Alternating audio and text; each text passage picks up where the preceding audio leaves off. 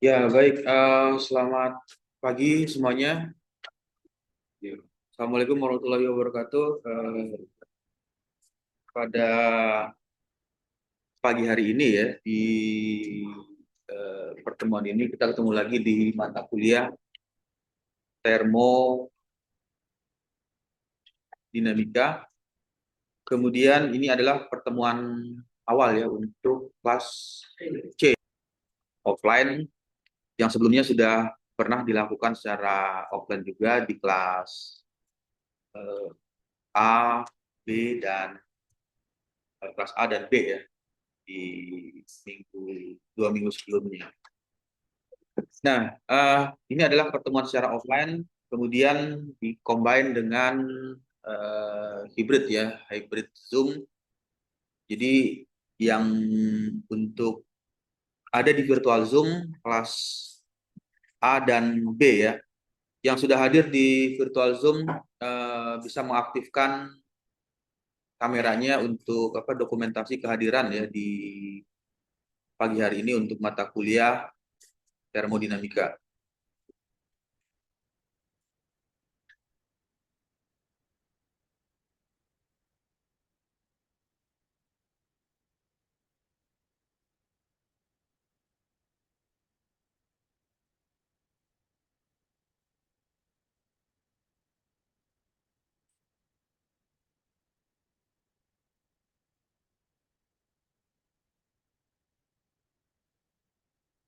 Ya, yang di virtual Zoom bisa menghidupkan atau mengaktifkan kameranya untuk pagi hari ini untuk mata kuliah eh, termodinamika. Kemudian untuk suara ya, sound system atau suara yang terdengar di virtual Zoom bisa terdengar dengan jelas suaranya.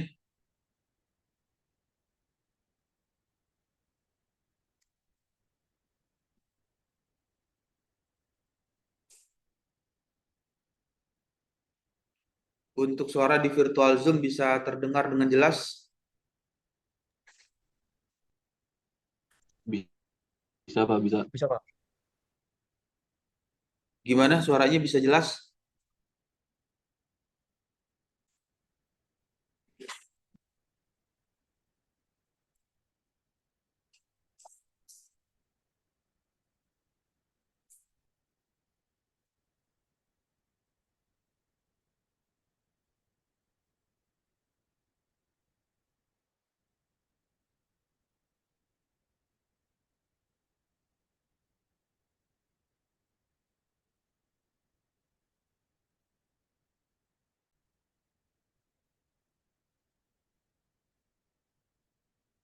Ya, untuk suaranya bisa jelas terdengar ya di yang ada di virtual Zoom.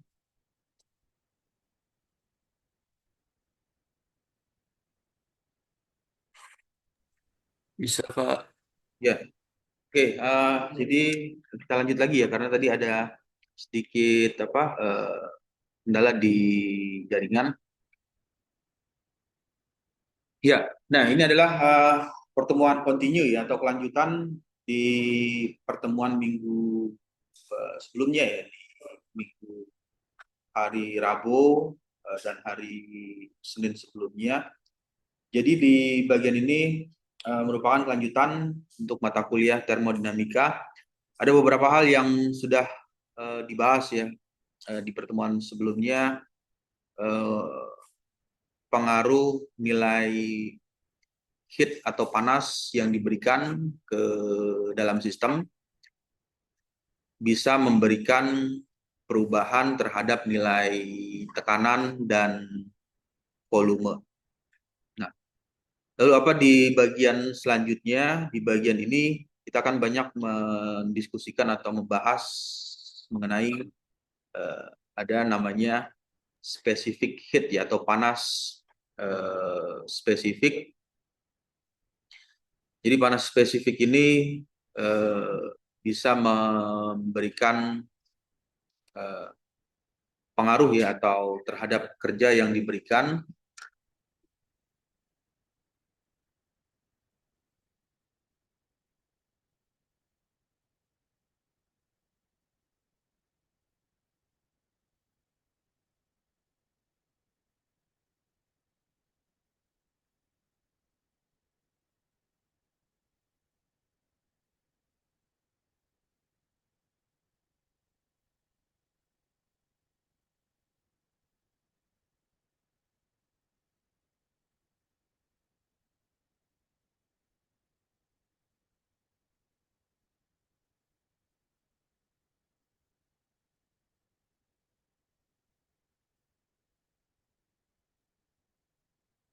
Ya, lalu yang berikutnya adalah untuk tampilan share screen-nya sudah keluar ya, yang eh, hadir di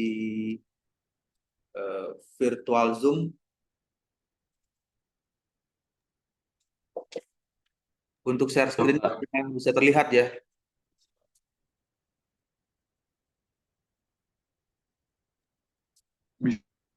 bisa Pak. Ya. Nah, ini di bagian ini yang tadi sudah ceritakan mengenai spesifik atau panas spesifik hubungan ya. Jadi panas atau heat ini mengeluarkan suhu, suhunya itu ya berupa eh, panas yang dihasilkan. Lalu bagaimana hubungannya terhadap ideal gas, eh, gas ideal. Nah, ada yang masih ingat nggak atau eh, tahu apa yang dimaksud dengan gas ideal atau eh, ciri-ciri atau hal apa yang menjadikan gas tersebut diasumsikan ya sebagai gas ideal.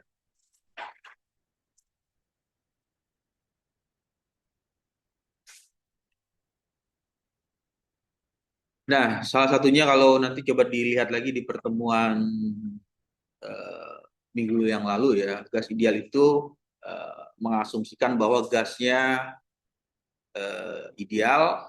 Kemudian ada beberapa eh, hal atau beberapa ciri seperti misalkan nilai eh, tumbukan atau impact yang terjadi di gas ideal itu terjadi secara ideal. Nah, ini yang pertama adalah konsepnya dari specific heat untuk gas ideal. Ini mengacu kepada kalor spesifik atau kalau dituliskan spesifik heat panas ya, panas spesifik yang dihasilkan oleh gas ideal tersebut berkaitan dengan bagaimana energi, jadi ada energi panas yang masuk ke gas tersebut saat mengalami atau terjadinya perubahan suhu. Ini yang dimaksud dengan hubungan ya, relasi itu adalah hubungan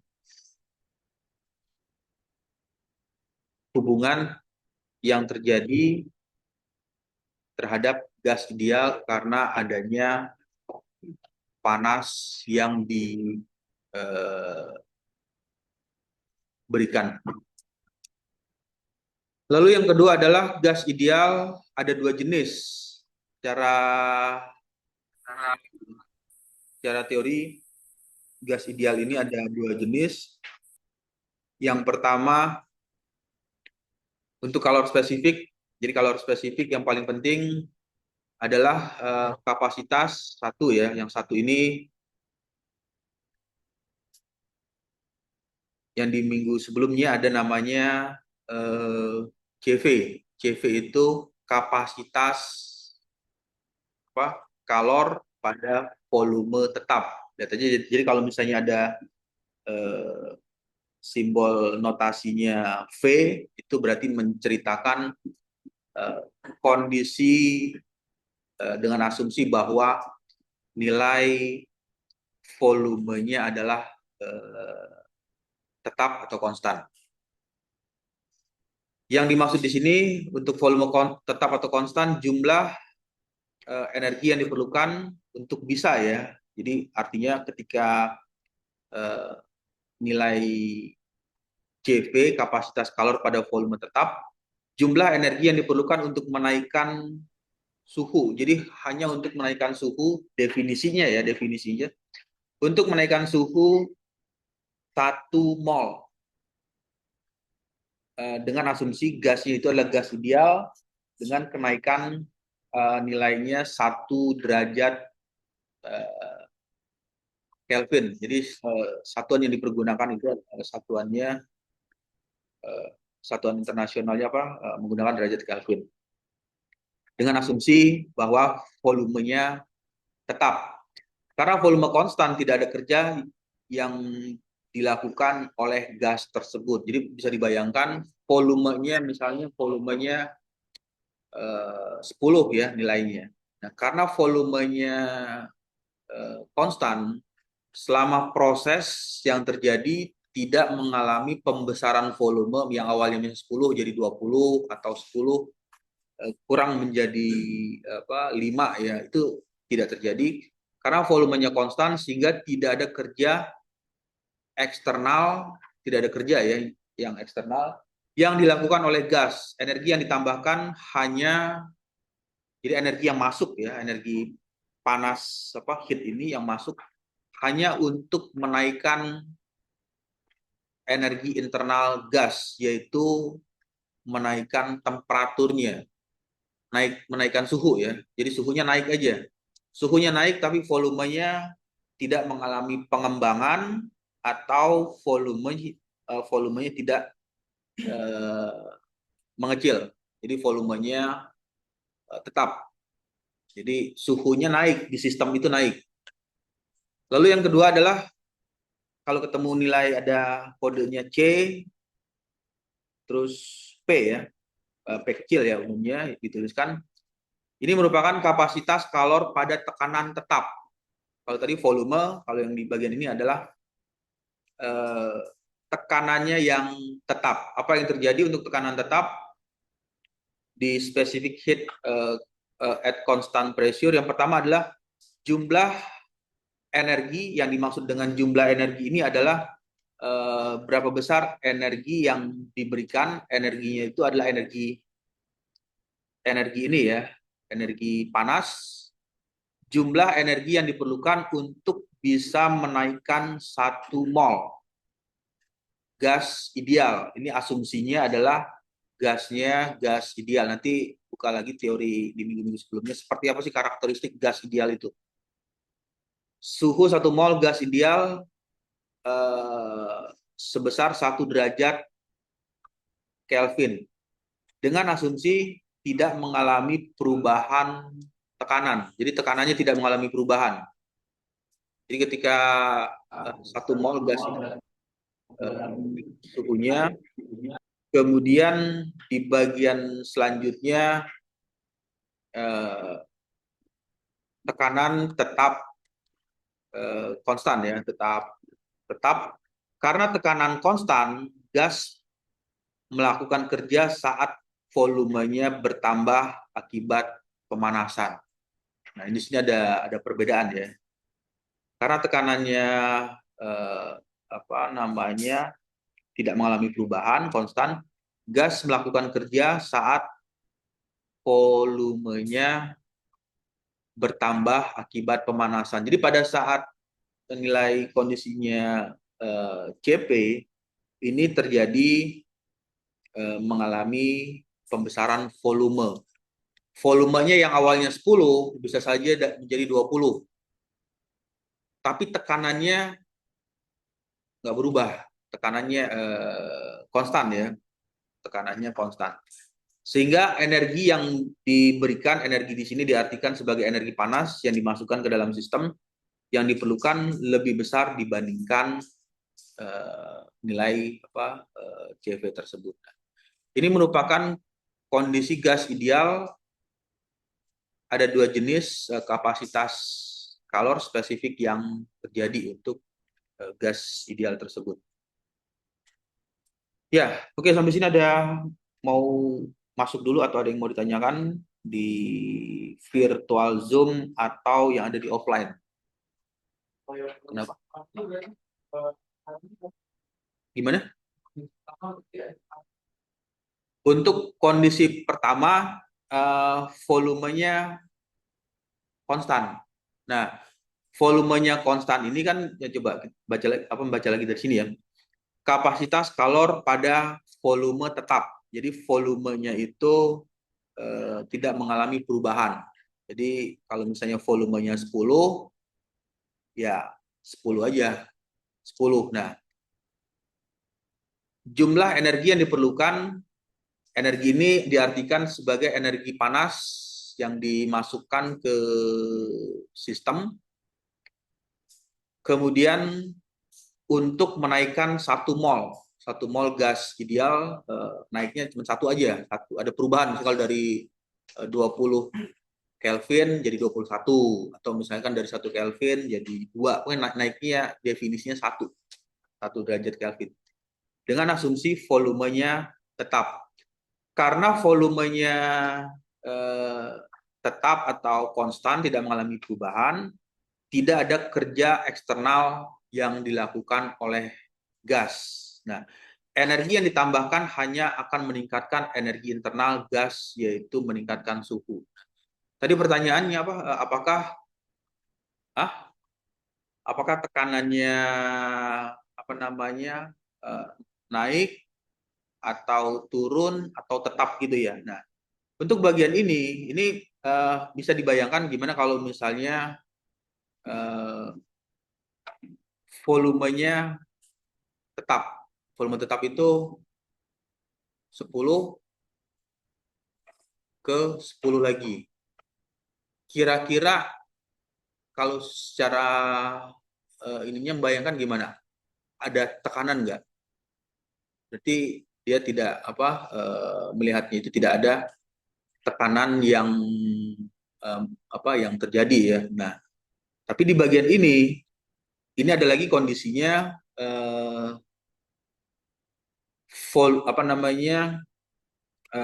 gasnya tekanannya tetap nih. Tekanannya misal kalau tekanannya 100 kPa ya, 100 kilo Pascal, volumenya bertambah. Kebayang nggak? Jadi tekanannya misalkan ini ada sistem lah ya, di bagian sini ada yang nomor 2 ya. Nah, ini adalah sistem nilai CP ya. CP-nya itu misalnya 10 ya, 10 kPa ya, kilo Pascal. Karena dia 10, terus kondisinya itu tetap, volumenya yang bertambah. Kalau misalnya ini kan, kalau volume itu apa sih definisi volume? Panjang kali lebar kali tinggi ya. Kalau misalnya itu diibaratkan sebagai lingkaran ya berarti volume bola lah ya. Nilainya misalnya bolanya sebesar ini nih. Nah, kemudian bolanya mengalami pembesaran lagi, tapi tekanannya masih dalam kondisi yang sama. Jadi volumenya misalnya ini P ya, volumenya 10, kemudian karena dia melakukan pembesaran 2 kali lipat, ya 2 kali lipat, jadi 20. Tapi ketika dilakukan atau dilihat di bagian sistem tersebut, tekanan yang ada di dalam sistem nilainya antara yang di atas dengan yang di bawah, bola besar dengan bola kecil, itu tekanannya sama. Nah, jadi ya seperti itu ilustrasi atau analoginya. Nah, kalau yang di bagian ini, untuk yang bagian volume konstan, ini volumenya ya segini ya. Ini juga sama ya. Nah, antara di bagian ini dengan di bagian ini, misalnya volumenya ini 10 ya. Ini 10. Nah, secara logiknya gimana? Tekanannya ngalamin perubahan nggak? Karena volumenya ya segitu-gitu aja. Sehingga keluarlah ini nilai energi yang diperlukan lebih besar dibandingkan dengan CV-nya. Ya, jadi itu ya. Ini sebetulnya di bagian ini di termodinamika itu kan adalah mata kuliah fundamental. Fundamental itu ya eh, ibaratnya ya basicnya. Aplikasinya ya banyak nanti ya ada kalau misalnya skripsinya tentang turbin, steam turbin, turbin uap, kemudian misalnya tentang internal combustion engine, pembakaran, itu juga masuk ke termodinamika atau misalnya menganalisis ini apa HVAC itu juga ada perubahan nilai entalpi, perubahan nilai entropi, kemudian perubahan nilai tekanan, kemudian ada perubahan volume. Itu adalah bagian aplikasi yang nantinya ya berawalnya dari termodinamika. Kemudian lalu bagaimana hubungan nilai CP? Tadi yang diceritakan kalau ketemu P berarti P itu ingat aja pressure singkatan ya.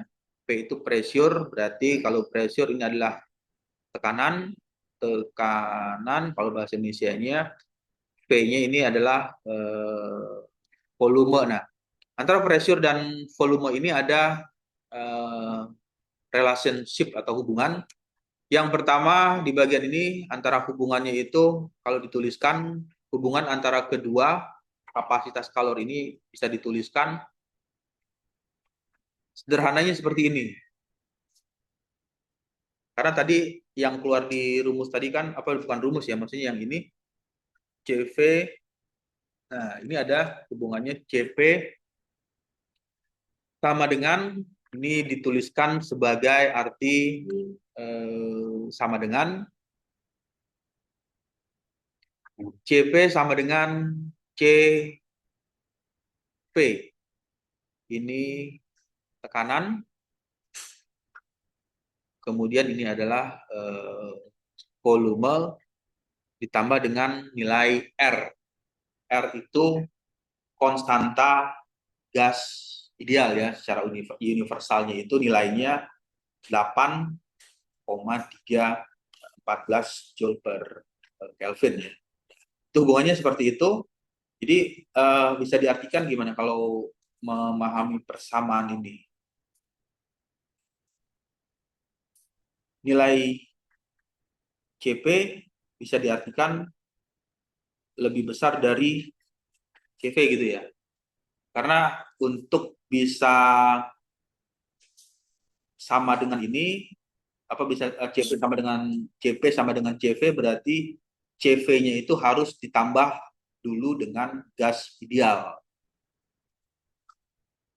Jadi kalau ya tinggal disubstitusi aja. Kalau misalnya R-nya itu adalah 8,314 Joule per Kelvin ditambah CV sama dengan CP. Berarti CP-nya lebih besar ya nilai hubungannya ya. Jadi kalau nilai CP, jadi pada saat kondisi itu dihitung, nilai CP akan lebih besar jika dibandingkan nilai CV-nya, volumenya. Ya, oke. Sampai sini ada yang mau ditanyakan atau ada yang mau diskusi lagi masuk dari virtual Zoom atau yang dari offline?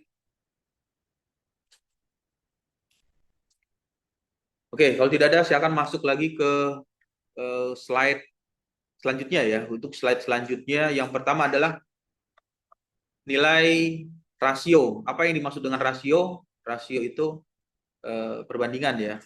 Rasio kapasitas kalor. Ini ada yang ingat ini simbol apa namanya? Apa? Gamma ya. Nah, rasio kapasitas kalor, rasio antara kapasitas kalor pada tekanan tetap, kemudian dan kapasitas kalor pada volume tetap. Jadi perbandingan antara nilai C, P, dan CV. Ini kalau dituliskan itu sama aja dengan rasio. kapasitas kalor. Rasio kapasitas kalor itu merupakan perbandingan nilai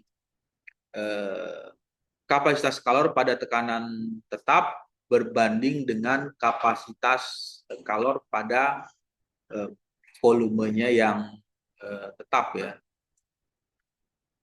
Kemudian nilai ini penting dalam proses adiabatik. Ada yang masih ingat apa yang dimaksud dengan adiabatik? Gimana? Panas yang ada di sistem tidak bisa ke lingkungan, gitu ya. Dari lingkungan tidak juga masuk ke dalam sistem, jadi kondisinya terisolasi. Nah, itu adalah yang dinamakan dengan proses adiabatik. Untuk proses adiabatik, proses tanpa pertukaran panas memberikan pengaruh. Ini ada pengaruhnya hubungan antara nilai perubahan tekanan, volume, dan adanya suhu dalam proses tersebut. Itu adalah bagian dari ya, rasio kapasitas kalor ya, Cp per Cv. Oke, lalu yang berikutnya ini merupakan ilustrasi gambar ya, ilustrasi gambar yang dikeluarkan.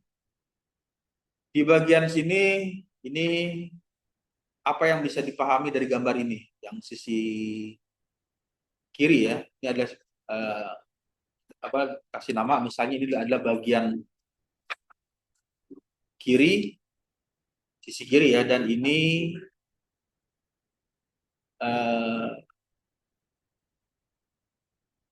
kondisinya ada di sisi sebelah kanan. Antara sisi kiri dan sisi kanan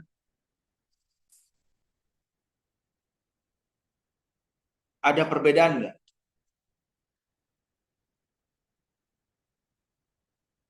Kiri dan kanan. Ini kiri, ini kanan. Ada perbedaan nggak?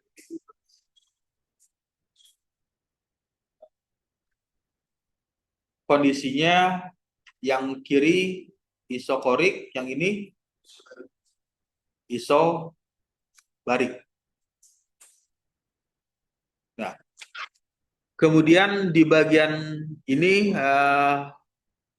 di bagian tersebut proses ini ada terjadi secara apa? Termodinamika untuk kondisi yang berbeda. Yang pertama ada kondisinya volumenya tetap. Taunya volumenya tetap dari mana? Dari simbol ini ya.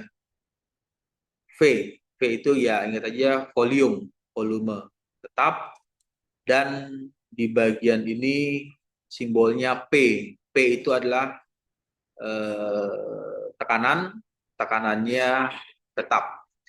Namun penjelasan berikutnya selanjutnya namun keduanya memiliki kesamaan dalam hal adanya perubahan delta U atau energi internal. Ada kesamaannya. Nah, samanya ya bisa dilihat dari sini. Untuk delta U nilainya 7,18 kilojoule per kilogram. Kemudian untuk yang di bagian sisi kiri ya, ini delta U-nya juga sama, 7,18 kilojoule per kilogram. Jadi ada kesamaan. Walaupun secara proses termodinamika di kiri ini volumenya tidak mengalami perubahan, konstan, tetapi yang di sebelah kanan tekanannya tidak mengalami perubahan. Jadi kalau misalnya tekanannya nilainya 10 kPa, ya dia nggak berubah terus, tetap aja. Tapi di bagian ini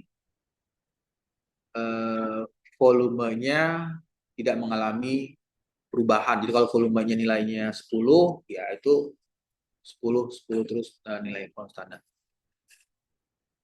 Ada kesamaan, ternyata ada kesamaan walaupun sama yang ini sisi kirinya konstan untuk volume, yang sisi kanannya konstan untuk tekanan, ternyata nilai delta U-nya tidak mengalami perubahan atau perubahan energi internal ya.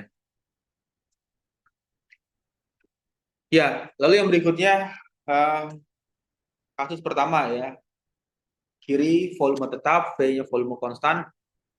Di bagian lain gas berada dalam sebuah ruang. Ini ada kalau diilustrasikan ada disebut saja di suatu ruang ruang tempat tertentu volumenya yang tetap. Nah, ini berarti menceritakan yang ini volumenya konstan. Suhu gas dinaikkan dari 20 ke 30. Kalau naik berarti ada Ada peningkatan ya, ada peningkatan suhu 10 derajat. Jadi dari 20 ke 30 berarti ada penaikan suhu. Nah, taunya dari mana ya? Ada nilai Q yang masukkan, nilai panas yang diberikan, temperaturnya, ada perubahan suhu yang menyebabkan terjadinya perubahan energi internal di dalam gas. Jadi di dalam bagian ini ada isinya gas ya, gasnya itu adalah udara, air ya, ini bahasa asing ya, air itu adalah udara. Perubahan energi internal gas karena volume tetap, ini volumenya tetap, semua energi yang ditambahkan atau yang di bagian ini ada Q1 digunakan untuk menaikkan atau meningkatkan ya, naikkan atau meningkatkan energi internal gas. Energi internal gas sehingga tidak ada kerja yang dilakukan karena tidak ada perubahan volume. Bisa kebayang ya? Yang ini. Karena volume tetap, ini kan volume ya, ini volume tetap, semua energi, ini energi itu yang dimasukkan di sini nih. Nah, ini dia masukin energi, yang diartikan energinya itu bisa diartikan sebagai panas yang diberikan, ditambahkan Q, digunakan untuk meningkatkan energi internal. Energi internal itu ya gas airnya ya, darahnya ya, energi internal. Tidak ada kerja yang dilakukan karena tidak ada perubahan volume. Kenapa tidak ada kerja ya? Kalau misalnya volumenya 10 nilainya, walaupun dipanaskan terus, tidak ada work atau usaha untuk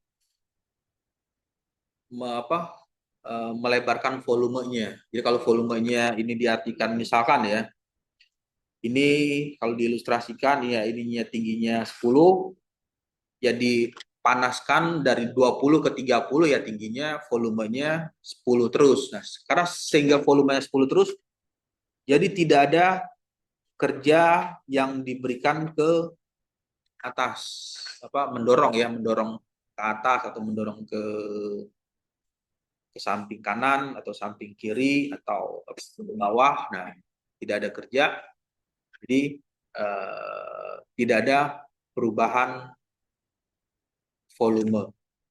Nah, ini adalah merupakan bagian konsep dasar ya, ketika melakukan analisis untuk bagaimana proses pengubahan energi panas tersebut sehingga bisa menghasilkan misalnya energi kinetik atau energi gerak pada proses pembakaran atau pembasian. Lalu yang berikutnya, perubahan energi internal dihitung menggunakan kapasitas kalor. Jadi ada kapasitas kalor dan volume. Volumenya tetap. Jadi ada energi itu dihitung menggunakan kapasitas kalor dan volume tetap. Sehingga kalau dituliskan ya persamaannya seperti ini. Untuk di bagian ini delta U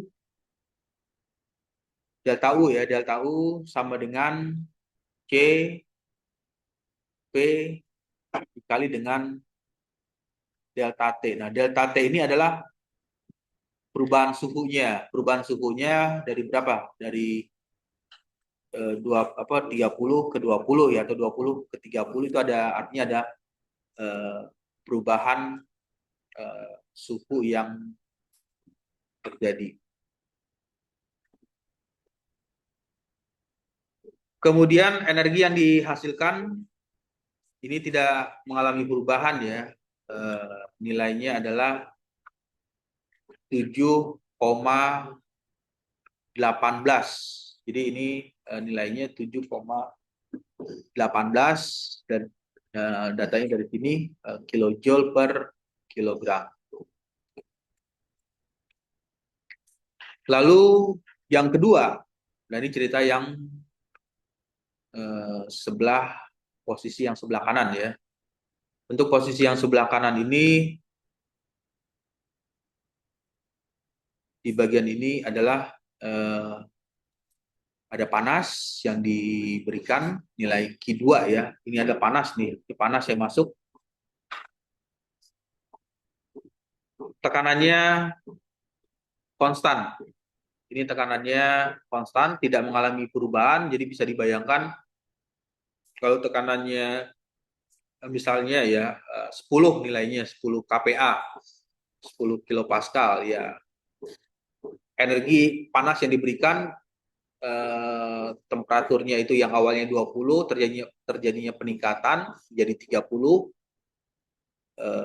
derajat naiknya, tapi tekanannya tetap dinilai 10 kPa ya.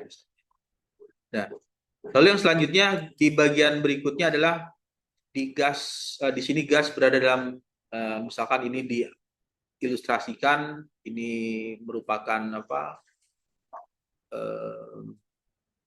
piston ya atau silinder dengan tekanannya tetap. Sama halnya seperti di kasus ya, case yang sebelahnya. Untuk yang case yang di sebelahnya adalah suhu dinaikkan dari 20 ke 30, namun karena tekanan tetap, volume gas akan bertambah saat dipanaskan. Kemudian yang di bagian yang kanan, energi yang ditambahkan tidak hanya digunakan untuk menaikkan energi internal, tetapi juga untuk melakukan kerja terhadap lingkungan karena volume gas berubah. Nah, ini yang ini ya, ini kebayang nggak? Energi yang ditambahkan, ini ada Q2. Q2 itu energinya energi panas ya. Tidak hanya digunakan untuk meningkatkan energi internal. Energi internalnya itu adalah energi yang ada di udara ya. Fluida kerjanya adalah air. Tidak hanya digunakan untuk meningkatkan energi internal, tetapi juga untuk melakukan kerja terhadap lingkungan. Terhadap lingkungan karena volume gasnya berubah. Nah, yang dimaksud dengan volume gasnya itu adalah di bagian ini. Kalau misalnya ini silinder pistonnya ini ada di posisi 1, nanti pistonnya akan mengalami perubahan ke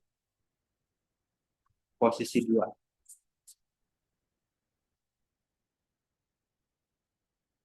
Melakukan kerja terhadap lingkungan. Jadi dia memberikan perubahan, volumenya mengalami perubahan. Tapi volumenya mengalami perubahan, tekanan yang ada di dalamnya kondisinya konstan. Jadi kalau tekanannya 10 ya pada saat volumenya mengembang, ya tekanan di dalamnya kondisinya konstan. Ini adalah kondisi yang sisi sebelah yang kanan ini ya. Meskipun tekanan tetap, perubahan energi internal tetap dihitung dengan ini CV sama seperti case atau kasus yang di sebelah ini. Sehingga kalau dituliskan nilai energi internal ya, untuk energi internalnya itu bisa dihitung dengan persamaan. Nah ini delta U sama dengan C dikali CV ya, CV dikali dengan delta T. Jadi ada perubahan terhadap temperatur dikali dengan nilai CV-nya. Energi internalnya tetap sama, 7,18 kJ per kilogram. Oke, sampai sini ada mau ditanya dulu sebelum masuk ke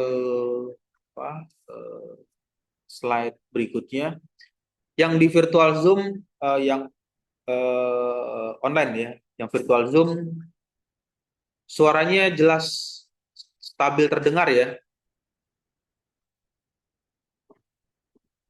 Untuk yang ada di virtual Zoom, suaranya jelas terdengar. Yes, Pak. Oke. Nah, lalu yang berikutnya adalah hubungan antara nilai internal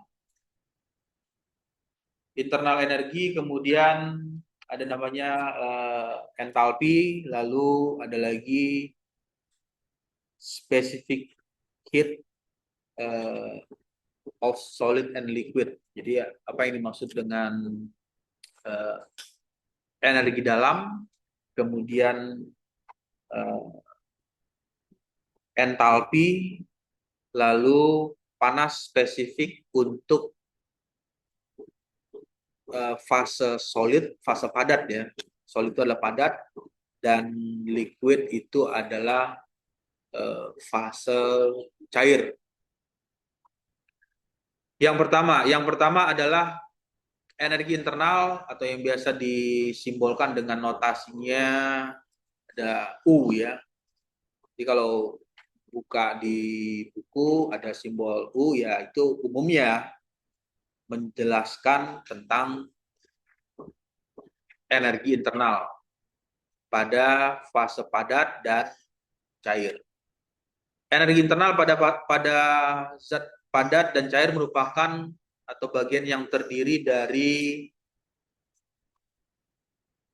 kinetik, potensial dari molekul-molekul yang menyusunnya.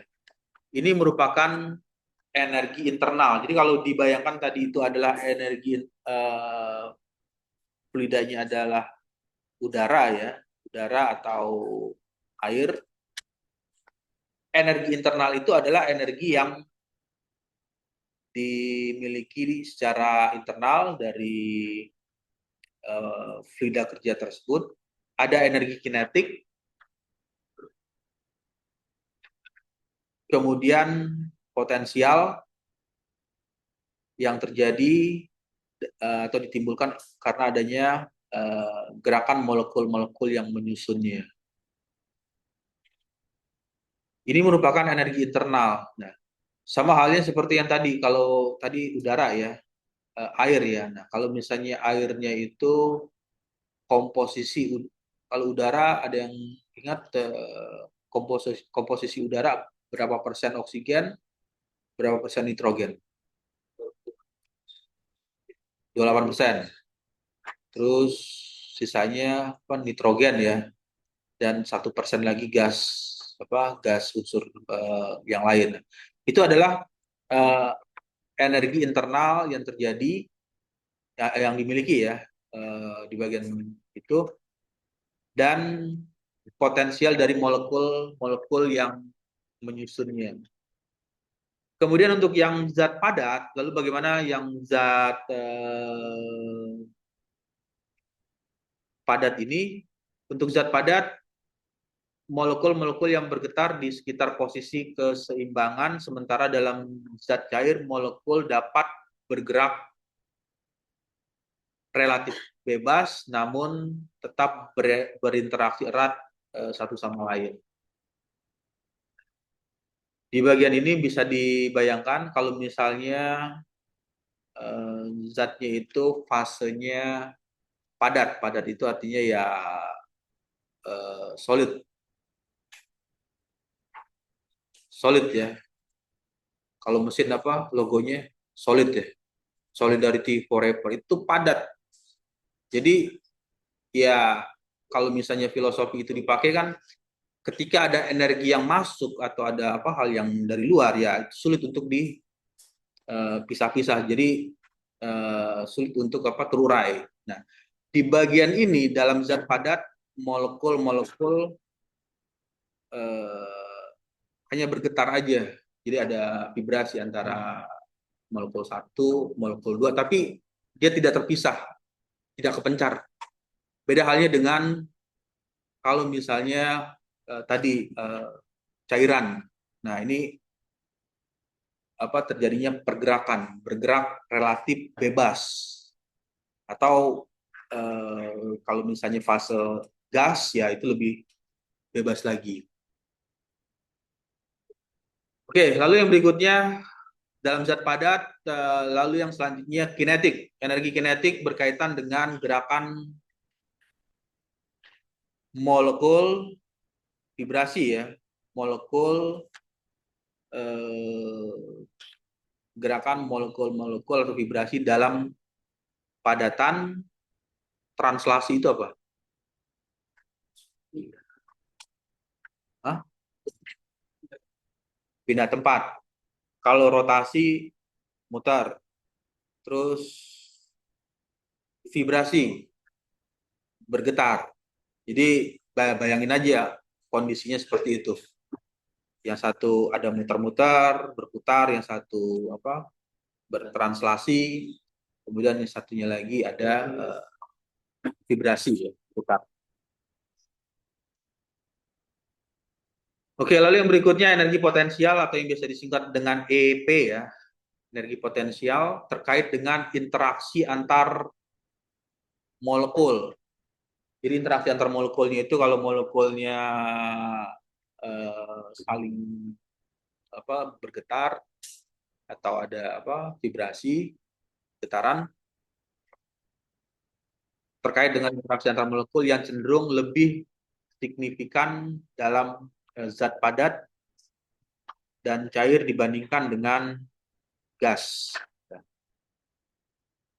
Sehingga di bagian selanjutnya secara general bisa diartikan pada umumnya perubahan energi internal dalam hal fase padat, ada fase cair, hanya tergantung pada suhu. Jadi ada dipengaruhi ya, bergantung oleh suhu. Karena kalau misalnya suhu atau energi panas tersebut tidak diberikan, ya tidak menghasilkan apa namanya perubahan seperti adanya energi kinetik, kemudian adanya energi potensial. Karena volume hampir konstan dalam proses pemanasan secara normal sehingga tidak ada kerja ekspansi yang terjadi secara signifikan dilakukan di sistem tersebut. Oke, ini adalah bagian untuk internal energi atau arti yang bisa dipahami atau bisa dimaknai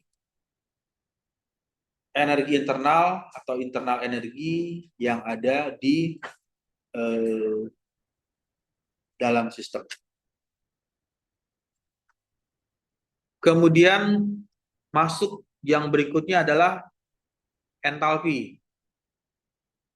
Entalpi umumnya kalau di buku memberi simbol dengan notasinya itu huruf H. Entalpi. Jadi kalau ada grafik yang ada kalau misalnya keluarnya H itu ya perlu diperkirakan atau dimungkinkan grafik itu menceritakan mengenai nilai entalpi. Entalpi yang terjadi pada fase padat dan fase cair, kondisi padatan dan kondisi cair. Untuk entalpi didefinisikan sebagai ini ya. Nah, ini adalah entalpi.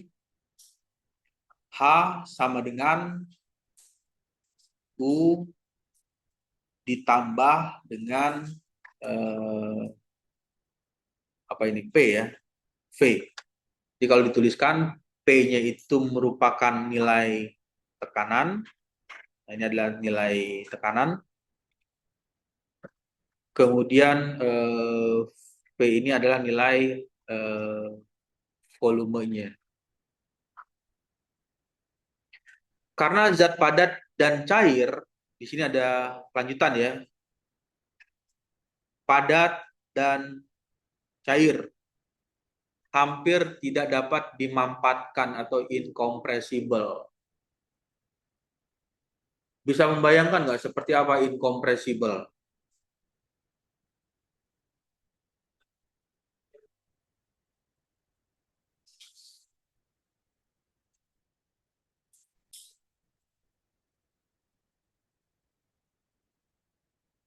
Artinya volumenya tidak bisa kecil untuk dilakukan perubahan, gitu ya. Bisa dibayangkan ini padat, contoh fase padat apa? Mudahnya. Apa? Batu es ya. Batu es, terus apa lagi? Bentuk padat. Logam. Lempengan logam ya, apa? Material ya. Kemudian kalau yang cair, air ya. Terus apa lagi? Minyak. Minyak ya. Kemudian apa lagi? Oli. Nah, itu adalah fase yang cair. Nah, di bagian ini ada keterangan selanjutnya, incompressible. Incompressible itu perubahan volume dengan tekanan sangat kecil itu sulit dilakukan. Sebagai contoh, misalkan ini ada apa? Ember. Kemudian di sini ilustrasinya ada namanya gayung ya.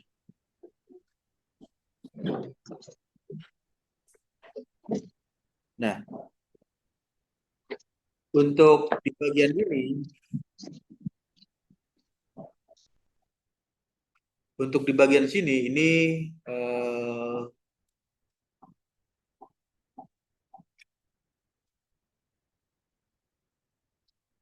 di bagian apa ini adalah tempat air ya. Apa namanya? Wadah ya. Wadah air. Kemudian ini gayung ya, tempat memindahkan air. Nah, wadah air ini kapasitasnya misalkan 1 liter. 1 liter. Kemudian yang ini gayung itu 0,1 liter. Kira-kira kalau misalnya air dimasukkan ke dalam bagian ini ya, sini, itu 0,1 liter penuh nih gayungnya. Dipindahin ke wadahnya yang lebih besar, airnya tumpah nggak? Nggak kan? Kemudian kalau dibalik, wadah airnya itu penuh 1 liter. Dimasukkan ke sini. Airnya yang ada di gayungnya itu tumpah atau meluber. Ini kan wadahnya 1 liter nih. wadah air 1 liter penuh, terus dipindahin ke gayung yang ini, yang kecil, airnya bakal tumpah atau bisa tertampung semua di gayung? Luber ya, karena dia tidak bisa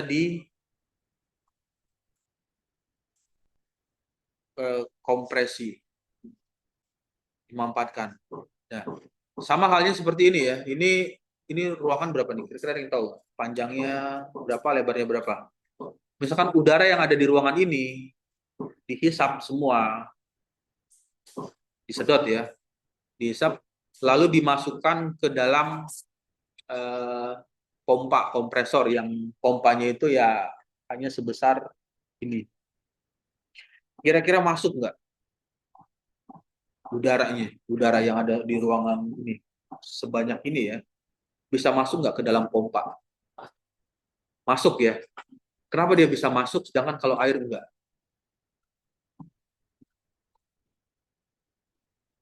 Kenapa?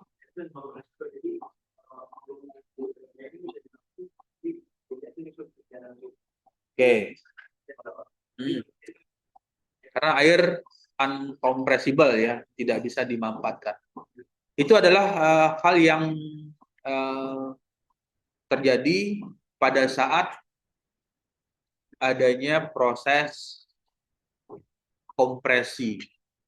Nah, karena untuk bisa melakukan bagian ini, ada nanti pengaruhnya terhadap perubahan yang namanya nilai entalpinya. Perubahan volume dengan tekanan sangat kecil sehingga perubahan dalam entalpi zat padat dan cair juga bergantung disebabkan adanya perubahan suhu. Entalpi seringkali dipakai dalam analisis proses. Jadi kalau pada saat melakukan analisis, penggunaan teorinya entalpi dipakai atau digunakan dalam analisis proses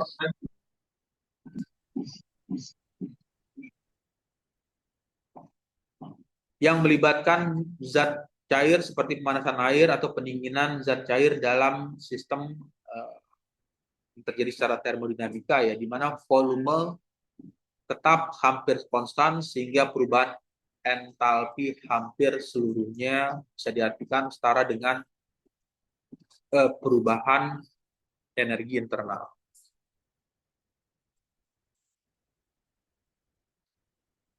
Kemudian ada yang berikutnya kapasitas kalor spesifik atau specific heat pada zat padat. Ini kapasitas kalornya nilainya itu dituliskan C. Untuk zat padat dan cair masih memiliki 2 jenis kapasitas kalor. Tadi sudah diceritakan, ada nilai Cp dan Cv. Perbedaan antara Cp dan Cv, kapasitas kalor untuk tekanan konstan. Ini Cv itu kapasitas kalor untuk volume konstan. Pada fase atau pada kondisi padat dan cair sangat kecil karena zat padat dan cair sulit untuk dikompresikan atau dimampatkan. Perubahan pada tekanan tetap juga sangat kecil oleh karena itu, sehingga di dalam prakteknya itu nilai CV ekuivalensi, ini simbolnya ekuivalen ya, ekuivalen itu hampir sama. CP ekuivalensi dengan CV untuk fasenya fase padat dan fase cair. Tapi kalau yang tadi, yang slide sebelumnya kan ceritanya adalah fase gas ideal. Ini menceritakan fasenya itu adalah fase padat dan fase cair. Jadi nilai CP dan CV-nya itu ekuivalen, hampir sama. Hampir sama itu ya bukan diartikan misalnya 2 sama dengan 2, bukan. Jadi bisa jadi ada perbedaan. 2 misalkan ekuivalensi dengan 2,1. Jadi ada ada sedikit selisih, tapi kalau dibulatkan nilainya sama gitu ya. Kemudian yang berikutnya, aplikasi dalam hal ini, yang ini seringkali ditemukan ya dari CPCV. Yang pertama adalah untuk pemanasan dan pendinginan zat cair, misalnya zat air, saat air dipanaskan ada energi masuk berupa panas, meningkatkan energi internal dan adanya perubahan entalpi terjadi. Karena ada perubahan tersebut, terjadilah perubahan volume yang sangat kecil dan kalor yang masuk hampir seluruhnya mengubah suhu tanpa melakukan banyak kerja secara mekanik ya. Kemudian pemanasan untuk kondisi yang padat atau kondisi yang solid, sama halnya dengan pemanasan logam. Nah, di bagian ini ada materialnya logam atau zat padat lainnya, di mana energi kalor yang ditambahkan meningkatkan energi getaran molekul yang meningkatkan energi internal dan entalpi tanpa adanya perubahan volume yang terjadi secara signifikan. Jadi ada perubahan volumenya tidak terjadi secara signifikan. Ini untuk kondisi yang fasenya adalah padat. Kebayang kalau misalnya ini misalkan apa ini baja ya atau logam ya, seperti ini, logamnya itu volumenya ya panjang kali lebar kali tinggi ya sebesar ini, tapi ketika dipanaskan dia nggak tiba-tiba berubah menjadi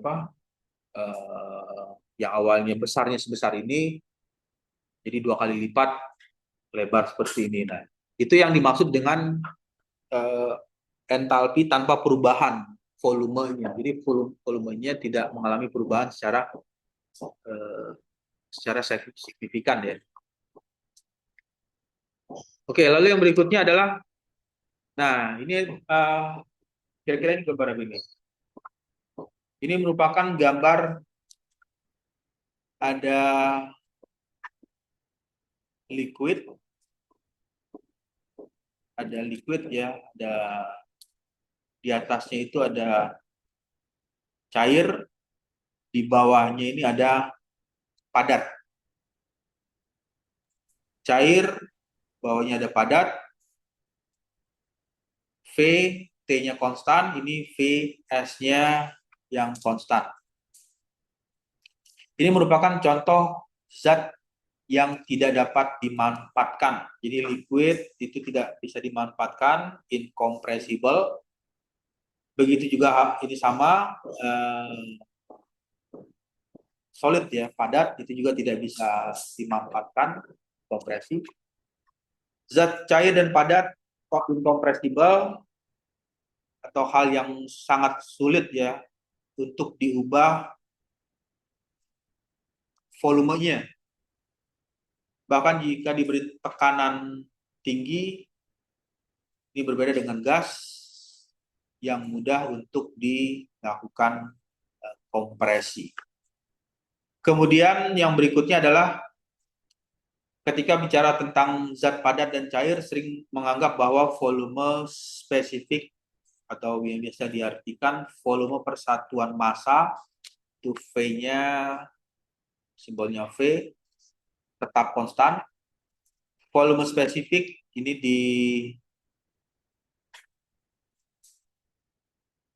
disimbolkan dengan namanya tulisan notasinya VT ya. Itu bukan VT, VL ya. Volume spesifik L itu adalah liquid. Ini liquid dan S-nya itu solid.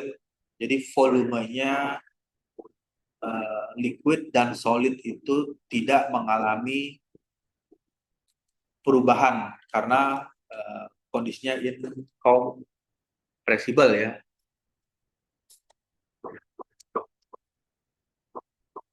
Lalu yang berikutnya adalah kalau di bagian selanjutnya ini merupakan apa ini?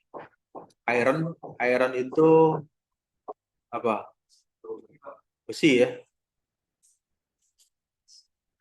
Besi. Terus kalau ada besi berani, itu kenapa dinamakan besi berani?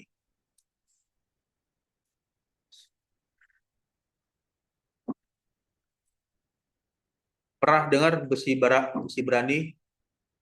Apa itu?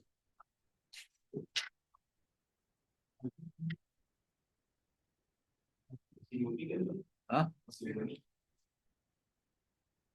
Bukan.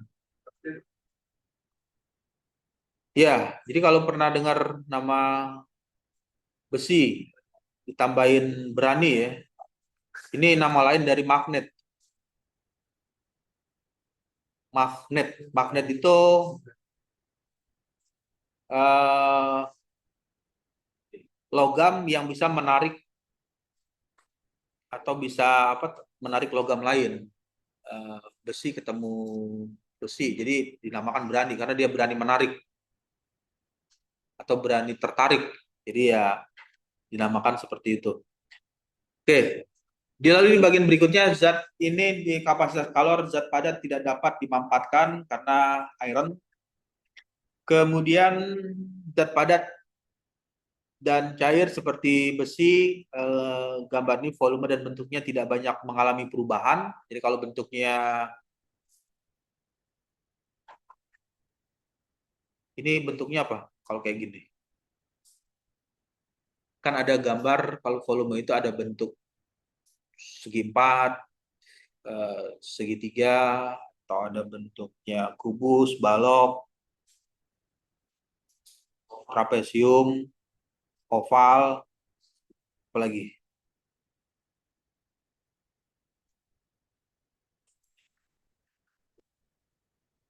Ada itu di kalau dulu di SMA ya. Namanya eh, materi tentang bangun ruang ya.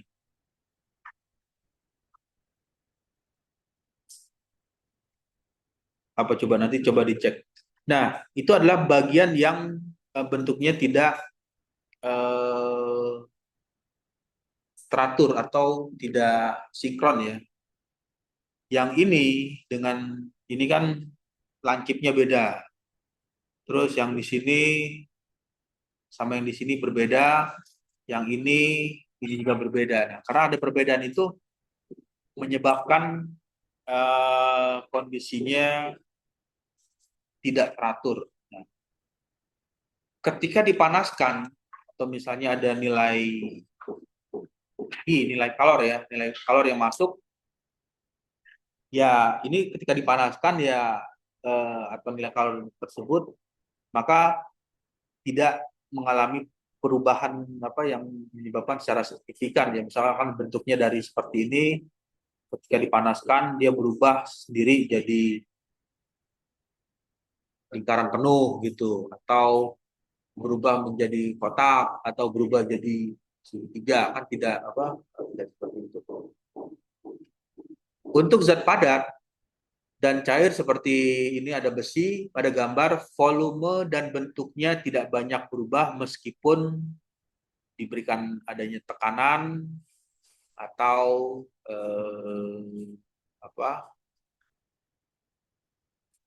dikasih panas, kenaikan suhu sedikit ya, perubahan panas.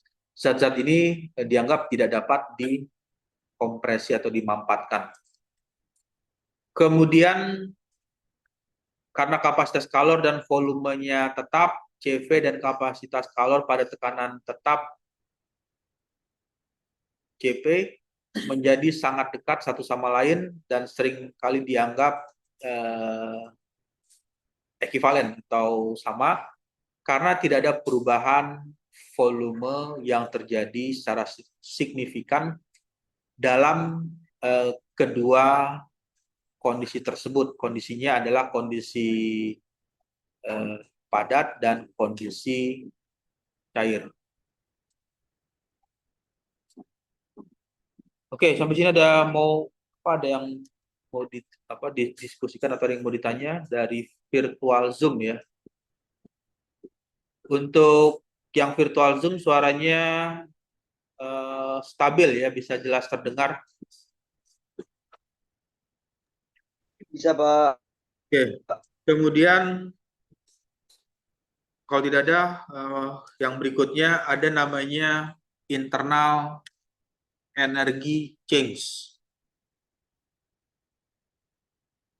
Kira-kira apa yang terbayang kalau misalnya ada kata change? Perubahan ya. Jadi energi yang di dalam internal energi itu mengalami perubahan. Nah, konsep yang menjelaskan perubahan energi.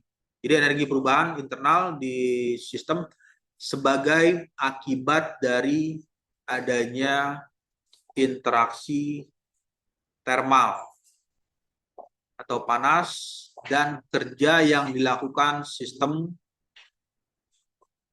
atau oleh sistem atau oleh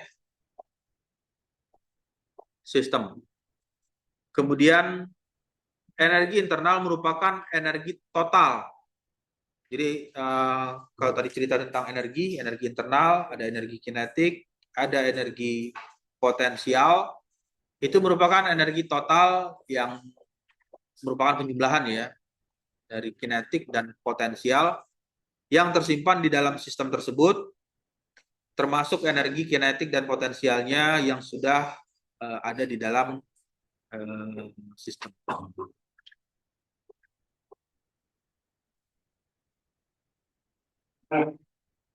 Lalu yang berikutnya untuk penjelasan lebih detail seperti apa perubahan energi atau change ya, pertukaran atau perubahan energi internal tersebut. Yang pertama untuk energi internal adalah energi total yang mencakupnya itu ada kinetik, kemudian ada potensial. Kinetik dan potensial itu merupakan energi internal. Dengan potensial itu didapatkan dari interaksi antar molekul. Jadi bisa dibayangkan kalau udara di dalam sistem, ketika ada panas yang masuk, partikel-partikel udaranya itu saling bergerak ya, molekul-molekulnya. Molekul-molekulnya itu mengalami pergerakan, inilah yang dinamakan dengan energi potensial.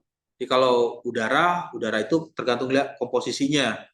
Komposisi misalnya 70% nitrogen, 19% ya, misalnya 19% oksigen, 1%-nya gas lain. Tapi kalau misalnya udaranya itu 80% oksigen, sisanya 20% nitrogen, molekul-molekulnya jelas berbeda.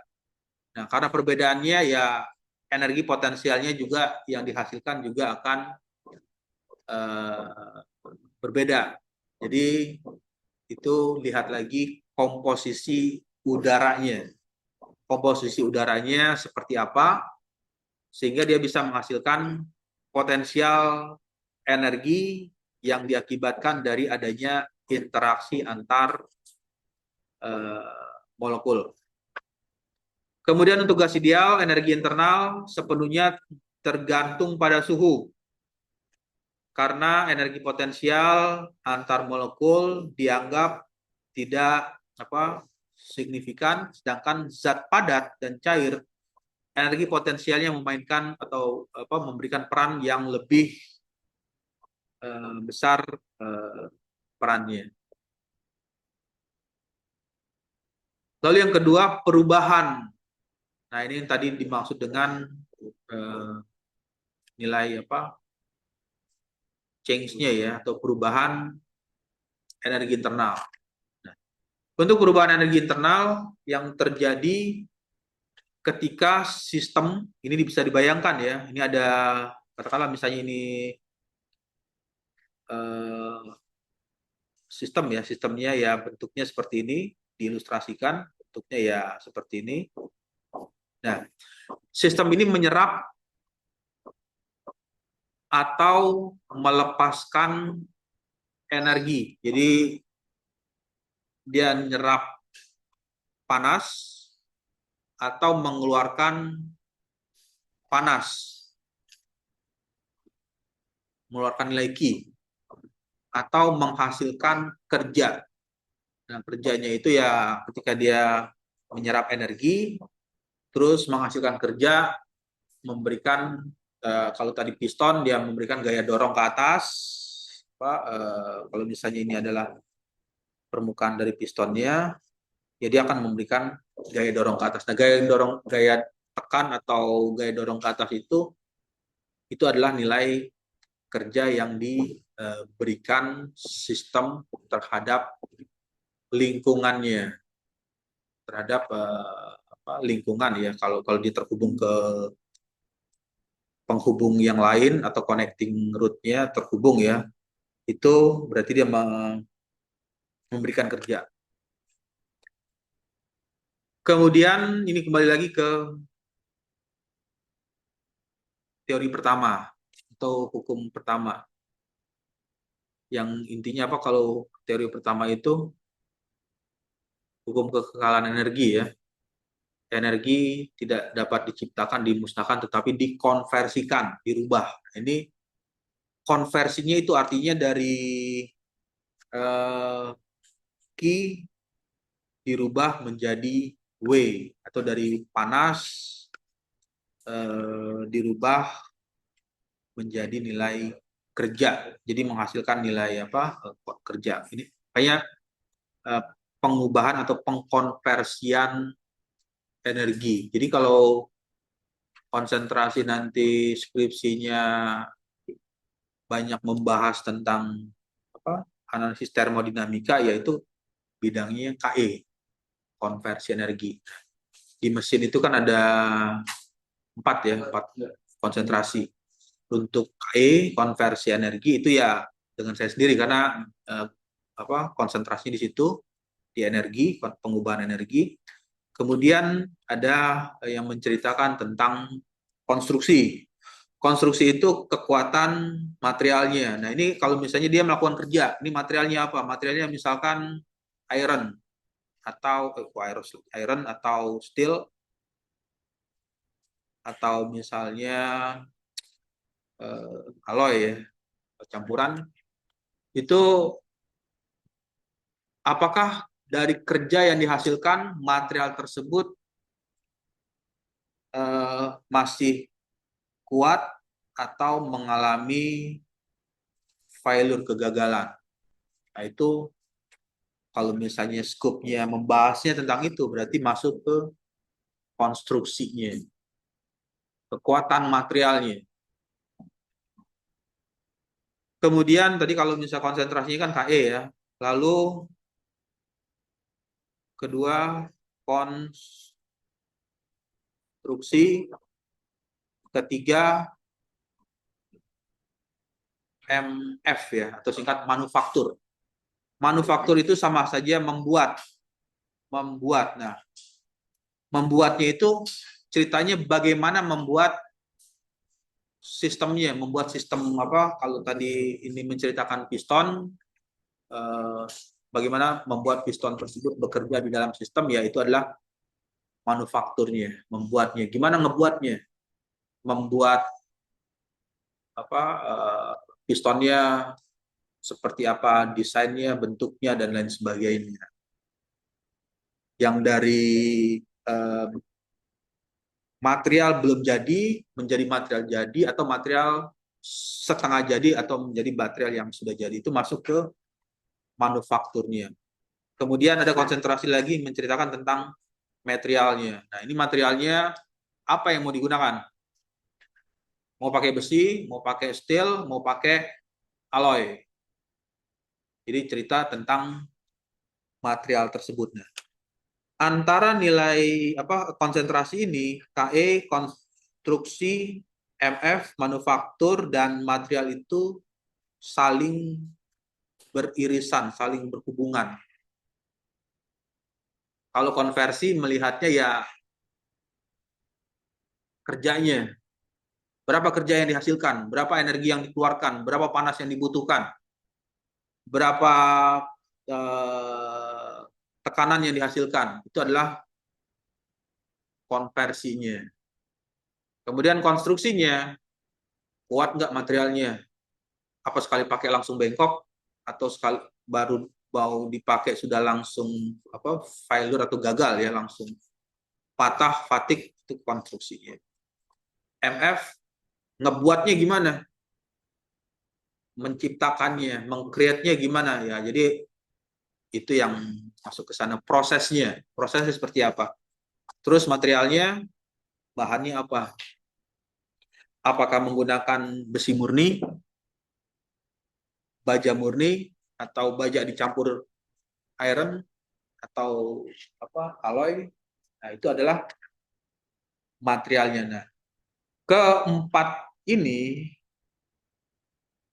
idealnya dia bekerja secara simultan, secara bersamaan. Jadi kalau misalnya nanti ada yang ngambil KE, konversi energi, itu bisa ngajak temannya yang MF, manufaktur. Dia yang ngebuat, yang KE-nya melakukan analisis berapa kerjanya, berapa energi yang dihasilkan, sesuai nggak dengan keperluan yang dibutuhkan. Terus teman yang sebelahnya lagi ngitungin materialnya kuat nggak, materialnya aman nggak, atau materialnya mengalami kerusakan atau tidak. Terus yang satu lagi temannya ya mencarikan material apa yang dibutuhkan atau material apa yang diperlukan. Keempat itu saling berhubungan. Jadi nanti kalau misalnya ada yang ngambil tugas akhir ya, kalau misalnya ke KE, ke konversi energi ya, berarti menceritakan tentang energinya. Nanti temannya membahas tentang manufaktur, konstruksi atau material. Oke, lalu kembali lagi ke ini. Ini semester berapa sekarang semuanya? Semester 3. Udah ada yang mikir tugas akhir belum, skripsi? Belum ya. Nggak apa-apa, jadi kalau misalnya sudah ada yang itu, jadi sudah 2 tahun sebelumnya atau lama sudah mulai dipikirkan mau skripsinya berhubungan tentang energi atau berhubungan dengan konstruksi atau berhubungan dengan manufaktur atau material. Oke, lalu balik lagi ke sini. Ini merupakan yang tadi hukum pertama termodinamika. Delta U itu adalah menceritakan adanya perubahan energi internal. Perubahan energi internal bisa dicari nilai Q dan nilai W. Nah, ini Q dan W-nya. Q itu panas yang diberikan. Jadi berapa besar nilai Q atau kalor yang ditransfer ke sistem. Jadi kalau ke sistem berarti dari lingkungan ke sistem dimasukkan. Kemudian ketika nilainya negatif, dari sistem itu mengeluarkan panas ke lingkungan. Dan W adalah kerja yang dihasilkan atau kerja yang dilakukan oleh sistem tersebut. Jadi kalau sistemnya melakukan kerja ke sistem melakukan kerja ke lingkungan, berarti nilainya positif. Tapi kalau lingkungan yang memberikan kerja ke sistem, berarti sistemnya itu menerima kerja dari luar, berarti nilainya negatif.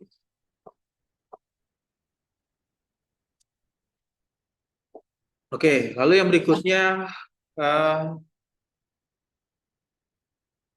entalpi. Nah, entalpi ini adalah besaran yang menggambarkan total energi dalam suatu sistem, termasuk adanya energi internal serta produk dari tekanan dan volume sistem. Lalu yang berikutnya ada perubahan entalpi delta H. Entalpi ini juga bisa mengalami perubahan. Artinya perubahan total energi. Total energi tadi ada energi kinetik, ada energi potensial. Nah, energi kinetik dan potensial ini mengalami perubahan yang dinamakan dengan delta H. Jadi perubahan entalpinya. Ini seringkali terjadi pada reaksi kimia yang berlangsung pada tekanan tetap. Ada reaksi kimia, kemudian ada reaksi apa? Fisika ya. Nah, kalau reaksi kimia gimana?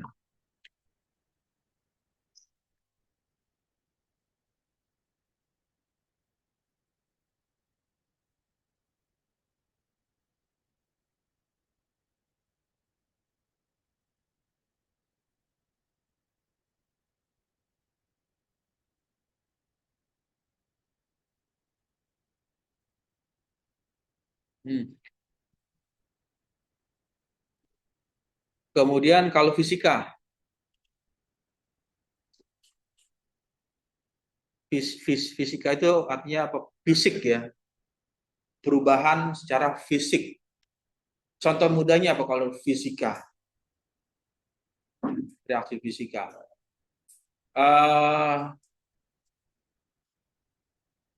Batu es dari cair bisa ke padat ya.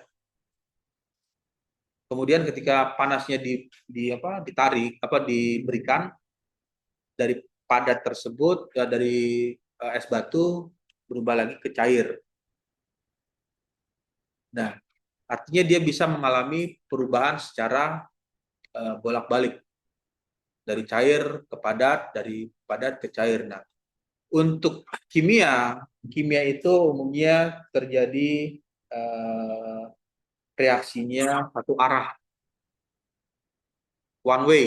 Kalau ini bayangin aja two way, bolak-balik. Jadi kalau ada mobil bisa pergi maju, bisa balik lagi ke belakang. Nah, yang satu arah, contohnya misalnya ini apa ya, kertas. Nah, misalkan ini anggaplah ini kertas ya, kertas putih HPS. Itu kan ada yang tahu nggak rumus kimia HPS? Rumus kan di semua benda ini kan ada persamaan kimia ya, ada rumus kimianya. Nah, kertas itu ada rumus kimianya. Ketika dia bereaksi dengan misalnya dibakar pakai api, kan ada panas kan yang dikat. Ketika kertas itu terbakar, jadinya apa? Jadi abu, jadi arang. Abu arang bisa dibalikin lagi nggak jadi kertas putih. Nah, artinya dia hanya satu arah. Ketika itu sudah bereaksi, dia tidak akan kembali lagi ke kertas putih. Misalnya ini kan arang nih, kertas dipanasin kan kebakar. Terus panasnya dihilangin. Dia balik lagi nggak jadi kertas putih. Atau panasnya dibuang ya. Yang sudah berubah jadi abu atau jadi itu, dia berubah lagi jadi kertas putih HPS. Itu adalah reaksi yang satu arah. Reaksi yang terjadi satu arah. Kalau fisika itu terjadi secara bisa kembali lagi ke kondisi awal. Ya banyak ya kalau fisika ini, contoh misalnya lilin. Lilin itu kan fasenya padat. Ketika dipanaskan, dia berubah jadi cair. Tapi panasnya dihilangkan, dia berubah jadi padat lagi. Kalau pentol korek api bentuknya padat. Ketika digesek dengan apa? Dengan gesekan itu berubah panas, fasenya terbakar. Ketika panasnya dihilangin, dia berubah jadi pentol korek api lagi nggak? Nggak. Artinya dia masuk ke reaksi kimia. Jadi hanya satu garis, satu arah ya, dia nggak bisa kembali lagi ke kondisi ke awalnya ketika ada energi yang diberikan ya, energi yang diberikannya itu dihilangkan. Nah, ini menceritakan perubahan entalpinya. Perubahan entalpi itu ya yang tadi energi total. Energi total itu ada energi kinetik, kemudian ada energi potensial. Oke, lalu yang berikutnya secara formal entalpi bisa diartikan atau didefinisikan sebagai persamaan. Ini adalah persamaan entalpinya. H sama dengan U ditambah P dikali V. Jadi kalau diartikan H ini merupakan entalpi, U-nya itu adalah perubahan energi internal sistem. Jadi kalau energi internal sistem itu berarti ada energi kinetik, ada energi potensial di sistem ya.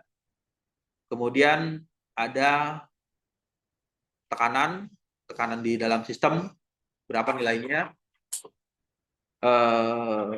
Volume di dalam sistem. Lalu yang berikutnya perubahan entalpi atau delta H merupakan selisih antara entalpi awal dan entalpi akhir. Itu ada kalau di delta H ya. Ini adalah selisih antara awal dan akhir. Berarti energi total awal dan energi total akhir yang dihasilkan dengan adanya panas yang diberikan. Sehingga bisa dituliskan awal dan akhirnya ini delta H sama dengan H akhir, H awal. H itu ya artinya entalpinya. Entalpi awal entalpi akhir dikurang dengan entalpi di bagian awal. Perubahan entalpi adalah selisih antara entalpi awal dan entalpi akhir. Suatu sistem mengalami dalam proses tertentu, dituliskan seperti ini. Dalam reaksi kimia ada namanya perubahan entalpi sering diukur atau dilakukan pengukuran ya sebagai panas yang dilepaskan. Jadi ada panas yang dilepaskan ke sistem atau yang diserap selama reaksi. Jadi ada panas dari luar diserap dengan kondisinya itu tekanannya konstan. Terdapat dua jenis perubahan entalpi. Yang pertama untuk entalpi delta H-nya lebih kecil dari 0. Jadi lebih. Nah ini delta H-nya. Delta H ya. Lebih kecil dari 0. Berarti kalau dihitung entalpi akhir dikurang dengan entalpi awal nilainya lebih kecil dari 0. Kalau lebih kecil dari 0, ini kalau dituliskan ini, nah lebih kecil dari 0 apa? Negatif ya. -1, -2, -3, -4, -5 dan seterusnya sampai seterusnya. Nah, itu merupakan kondisi reaksi eksoterm. Artinya pada reaksi ini sistem melepaskan kalor ke lingkungan. Jadi kalau misalnya ini adalah sistem, kotak ini merupakan sistem. Jadi dia melepaskan kalor ke lingkungan atau melepaskan nilai Q-nya.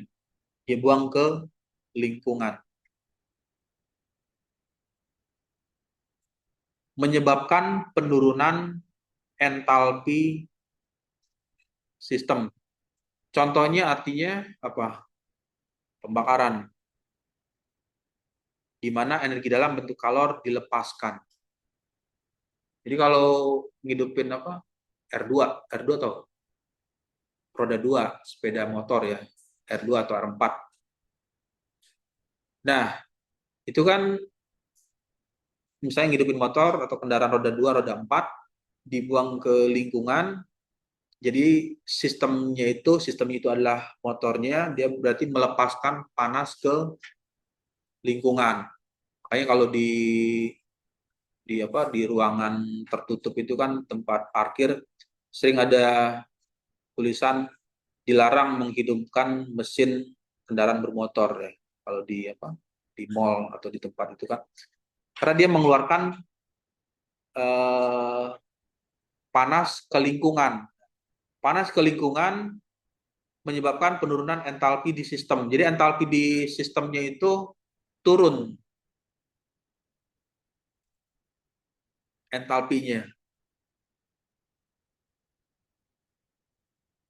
-1 negatif ya. Energi akhir dikurang dengan energi awal.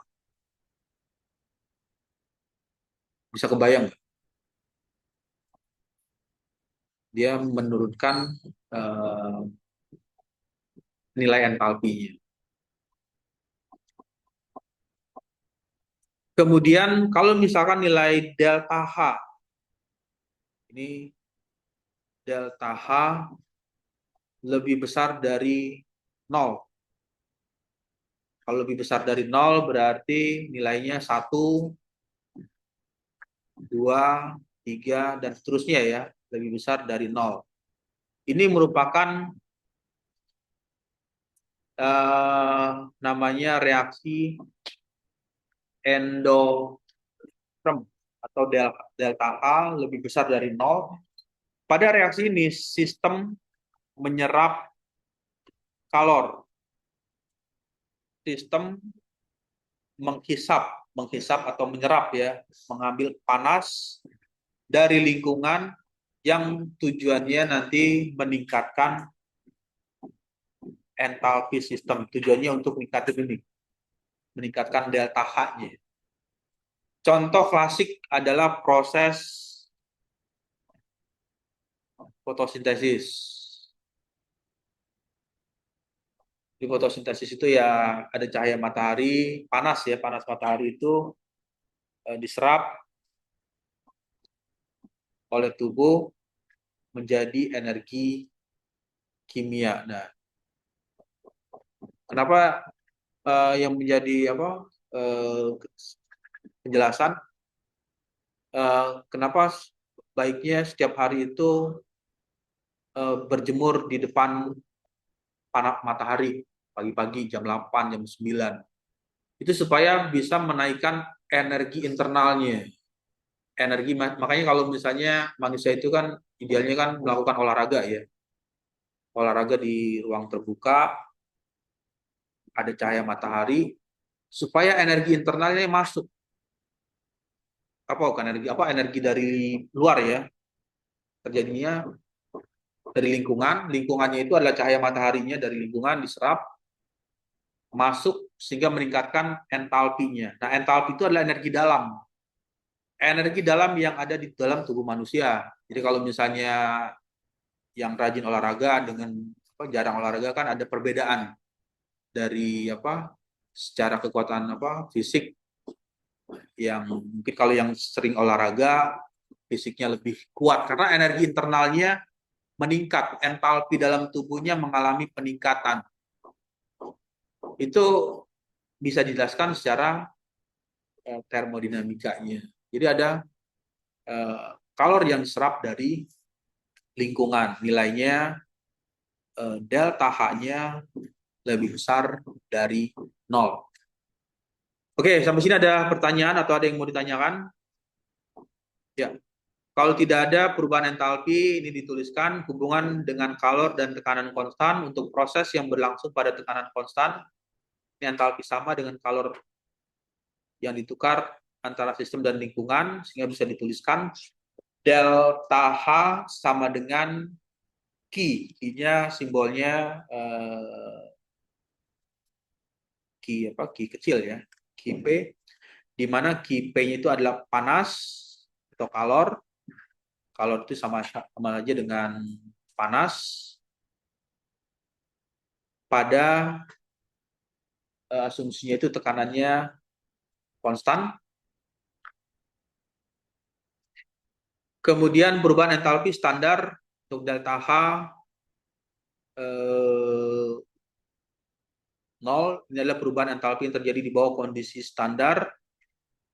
Umumnya itu terjadi 298 Kelvin dan tekanan 1 atmosfer.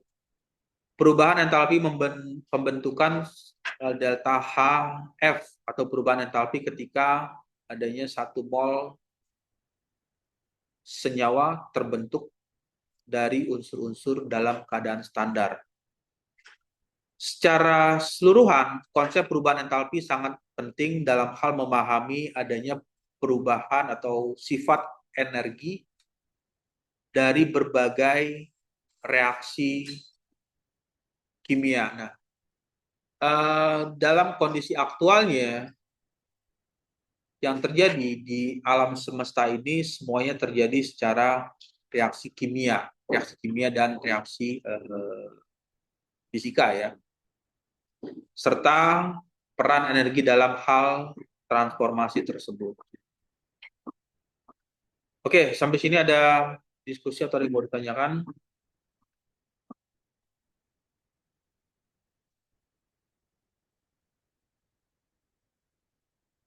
Ya, kalau tidak ada mungkin saya langsung ke feedbacknya ya untuk materi eh, apa namanya di bagian ini.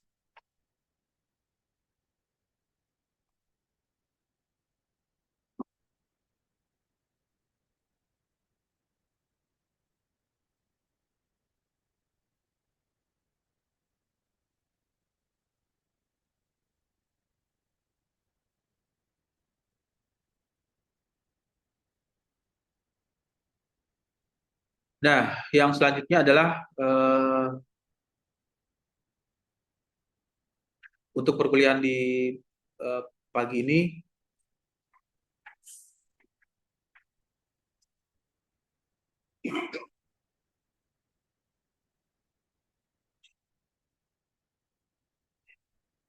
Kemudian yang di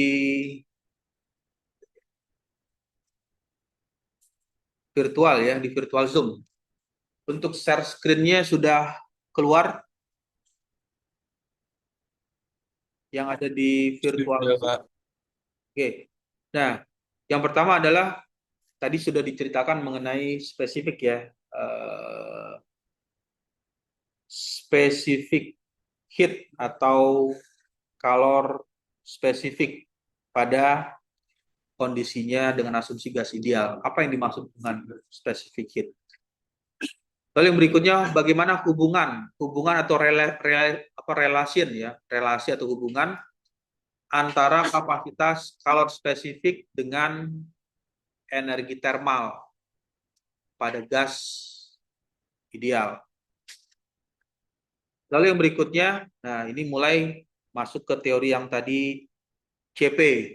CP itu tekanan konstan, kemudian CP volume konstan,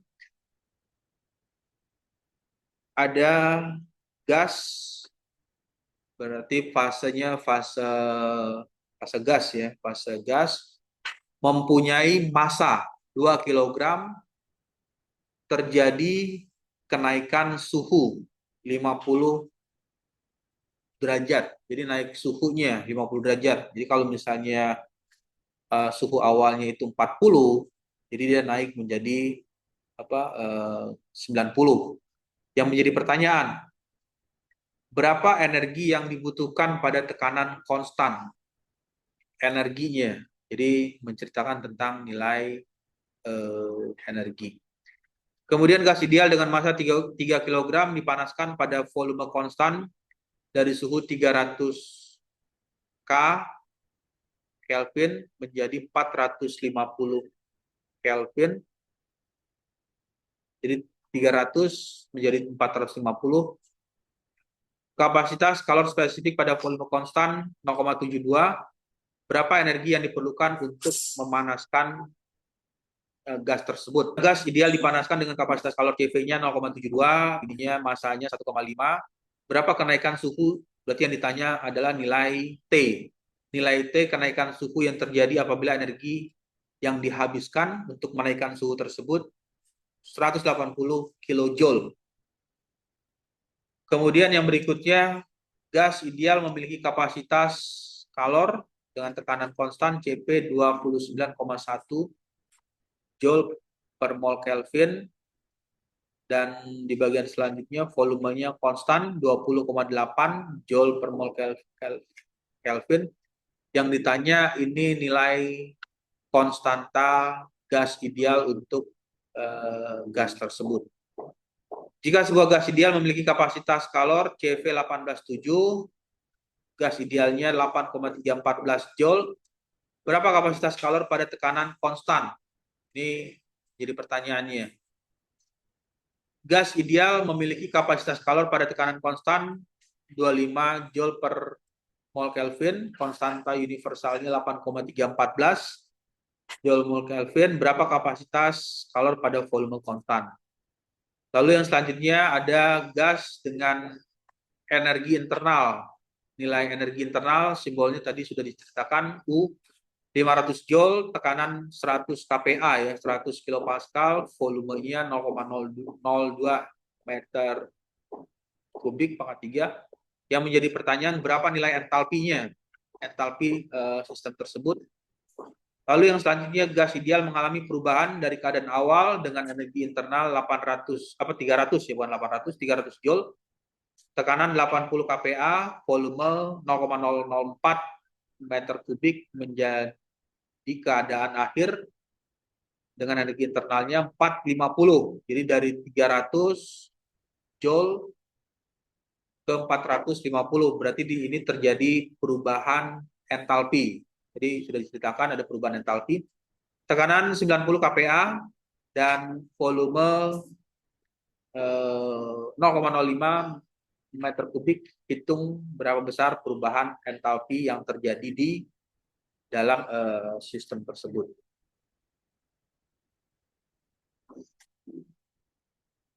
Ya, oke, baik. Kalau tidak ada, kemudian saya akan masuk ke absen ini ya, Pak. Perkuliahannya ini yang terjadi secara offline ya. Untuk yang offline ini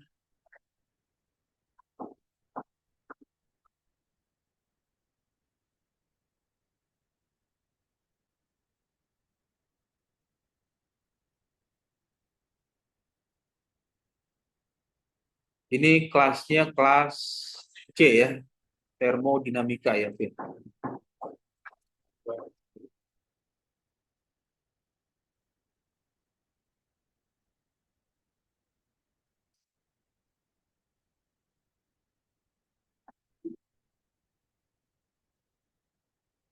Nah, untuk yang kelas C ini yang pertama di absennya itu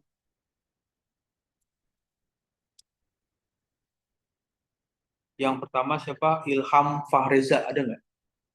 Ilham Fahreza, ada, oke. Terus Muhammad Nabil Pasya, oke. Kemudian Irsyada Ahmad Altaf, oh, tadi ada ya. Kemudian Muhammad Alger, ada. Kemudian Andika Nesta Febrian, ada nggak ada ya? Rafli Taki Arkan, ada? Oke. Kemudian siapa selanjutnya Sultan Sandika Purnama, Raden Muhammad Gibran, Firman Rizky Maulana. Hah? Sakit ya? Kemudian Muhammad Ali, lalu Randy, Rizky Deskian, Pradipta Arya Wismaya, ada ya? Ahmad Rafael, Hah? Sakit ya? Sakit apa? Kemudian Arya Nusantara, tadi ya. Samuel Christian, Hah? Banyak yang sakit ya. Robert Sebastian, Ferdian Sakti Mahameru, ada nggak? Nggak ada ya. Kemudian Adam Afriano, Aska Faizadillah, Ferry Valen, Danis Farabi, ya. Lalu Muhammad Arkan Saputra, Hah? Sakit. Dimas Prabawa Wijaya, Mahrus Soleh, terakhir siapa? Nafi Gibran Sulistyo. Toilet ya? Oke. Ya, jadi itu adalah absensi untuk kelas C ya. Kelas C ini pertemuan ke-7. Ya, pertemuan ke-7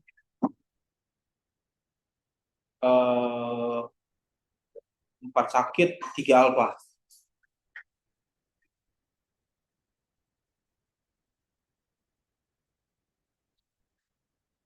Ya, oke, baik. Kalau tidak ada pertanyaan mungkin secara cukup di